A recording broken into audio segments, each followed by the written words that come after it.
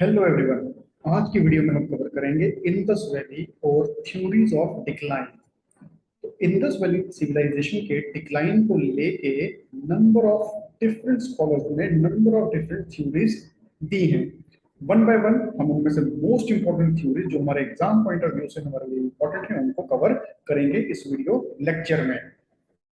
Now सबसे पहले यहाँ पे जो theory I that was given by Robert L.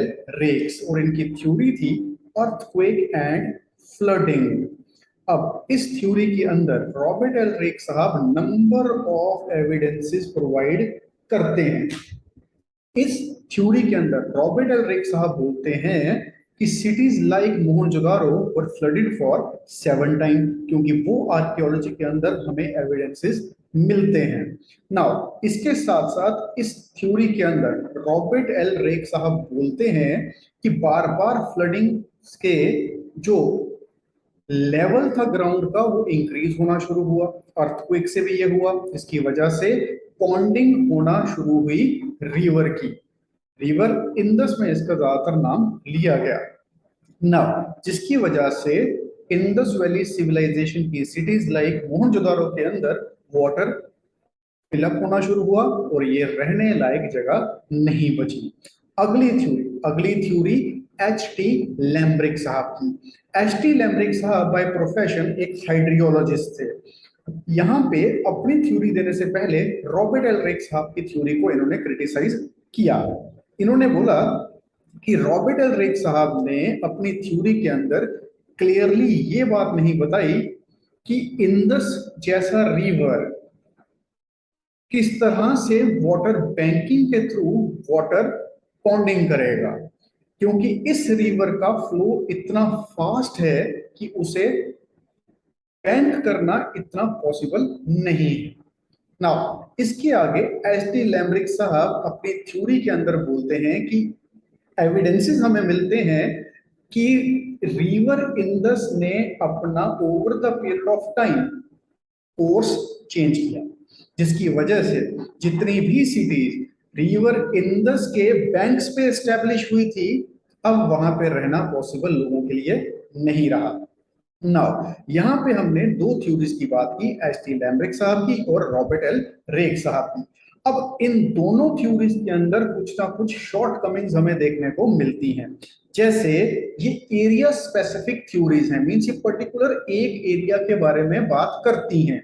Now in दोनों थ्योरी से ये चीज प्रूव नहीं होती कि किस तरह से पूरी की पूरी इंडस वैली सिविलाइजेशन का डिक्लाइन हमें देखने को मिले।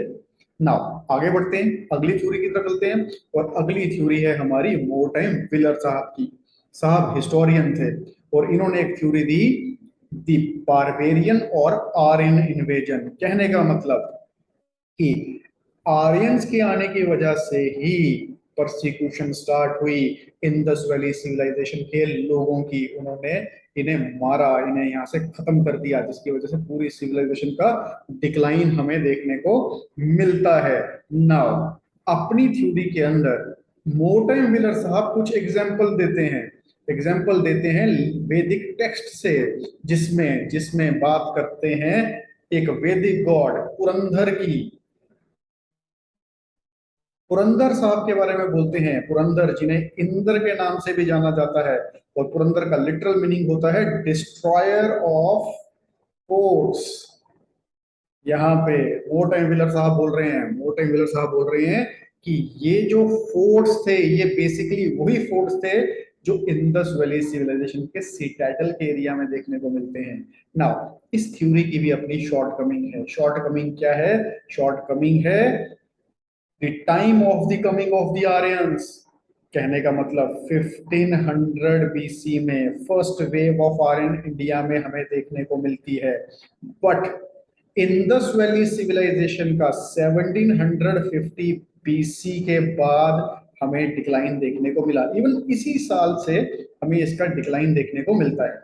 तो इन शॉर्ट वो लोग जो कि 1500 बीसी में इंडिया में आए वो किस तरह से 1750 बीसी में किसी सिविलाइजेशन का खात्मा कर सकते हैं, विच मीन्स ये थ्योरी भी कंप्लीट नहीं है और इस थ्योरी को टोटली रिजेक्ट कर दिया गया by number of archaeologist and historians. ना अगली थ्योरी आती है डीपी अग्रवाल साहब और सूद साहब की, जिसमें डीपी अग्रवाल साहब और सूद साहब कुछ स्टडीज हो रही थी यूनाइटेड स्टेट्स ऑफ अमेरिका और ऑस्ट्रेलिया में, उनको बेस बनाते हैं अपनी थ्योरी का।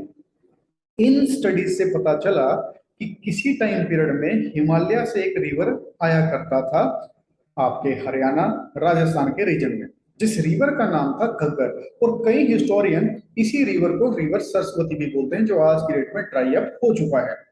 और उस थ्योरी के हिसाब से जो अमेरिका और ऑस्ट्रेलिया के अंदर स्टडीज हुई, उनके हिसाब से ये जो रिवर था, रिवर घग्गर, इसकी एक मेजर ट्रिब्यूटरी हुआ करती थी रिवर यमुना, जो over the period of time अपना कोर्स चेंज करती है, जिसकी वजह से घग्गर रिवर का एक इंपॉर्टेंट सोर्स ऑफ वाटर उससे छीन गया, जिसकी वजह से ये रिवर ड्राइड अप हो गया। इसके ड्राइड अप होने के कारण ये जितना भी रीजन है आपका राजस्थान का, सदर्न हरियाणा का, ये सेमी एरिड हो गया, रीजन बीइंग यहाँ पे बारिश भी इतनी ज्यादा नहीं होती है। और यहीं पे डीपी अग्रवाल साहब और सूद साहब कहते हैं कि इसी रिवर के ड्राइड अप होने से ये इलाका, ये रीजन रहने लायक नहीं रहा और यहाँ से लोग निकल गए। अगेन ये भी एक ज्योग्राफिकल स्पेसिफिक एरिया के बारे में बात करती है, जिससे ये चीज प्रूव नहीं होती कि किस तरह से पूरी सिविलाइजेशन का एंड हुआ था। नेक्स्ट थ्योरी जो सबसे इंपॉर्टेंट और अभी तक मोस्ट एक्सेप्टेबल थ्योरी है, that is the theory given by fair service, और इसकी थ्योरी का नाम है इकोलॉजिकल इम्बैलेंस। अब इस थ्योरी के अंदर फेयर सर्विस साहब ने बोला कि इंडस वैली सिविलाइजेशन के अंदर जो सिटीज थी लाइक हड़प्पा, मोहनजोदारो, कालीबंगा, इनमें हमें ग्रेजुअल डिक्लाइन देखने को मिलता है इन अर्बन प्लानिंग, और यही अर्बन प्लानिंग इस सिविलाइजेशन को सेंटर ऑफ अट्रैक्शन बना के रखती थी। नाउ इस थ्योरी के अकॉर्डिंग जितने भी घर बने थे ओल्ड ब्रिक से, ये लेटर टाइम पीरियड में एनक्रोच होना शुरू हुए, जिसकी वजह से रोड स्ट्रीट चोकअप होना शुरू हुई। और जैसे ही ये रोड स्ट्रीट चोकअप हुई, जो इंपॉर्टेंट बिल्डिंग्स थी डिफरेंट सिटीज की, like great granary, the great bath, ये डिसयूज में आ गई। साथ ही साथ ऐसा हो क्यों रहा था, फेयर सर्विस साहब बोलते हैं ऐसा इसलिए हो रहा था क्योंकि इन एरियाज में ओवर पॉपुलेशन हो रही थी, लार्ज नंबर में माइग्रेशन हो रही थी from rural region to urban region. अब जब रूरल रीजन से अर्बन रीजन में लोग आ रहे थे, इस पॉपुलेशन को एकोमोडेट करने के लिए इस तरह से एनक्रोचमेंट की जा रही थी, जिससे ये सब प्रॉब्लम क्रिएट हुई। साथ ही साथ फेयर सर्विस साहब कहते हैं इस टाइम पीरियड की इकोनॉमी एग्रेरियन थी, तो लार्ज नंबर में एनिमल्स भी इन लोगों के साथ टुवर्ड सिटीज आए, और इन एनिमल्स की वजह से ओवर ग्रेजिंग हुई, जिसके ओवरऑल क्या प्रॉब्लम क्रिएट हुई, एक इकोलॉजिकल इम्बैलेंस हमें देखने को मिलता है। फेयर सर्विस साहब अपनी थ्योरी के अंदर रॉबर्ट एलरिक साहब की थ्योरी को भी थोड़ा सा इंप्लीमेंट करते हैं, एचटी लैम्ब्रिक साहब की थ्योरी को भी इंप्लीमेंट करते हैं, और ओवरऑल इन्होंने जो थ्योरी दी इसे हम इकोलॉजिकल इम्बैलेंस की थ्योरी बोलते हैं। और अगेन मैं रिपीट कर रहा हूं, ये थ्योरी अभी तक मोस्ट एक्सेप्टेबल थ्योरी है, इस पे कई बार एग्जाम में क्वेश्चन पूछा गया है, तो इसे प्लीज इंपॉर्टेंट मार्क कर लीजिए। तो आज के लिए इतना ही, thank you very much and good bye.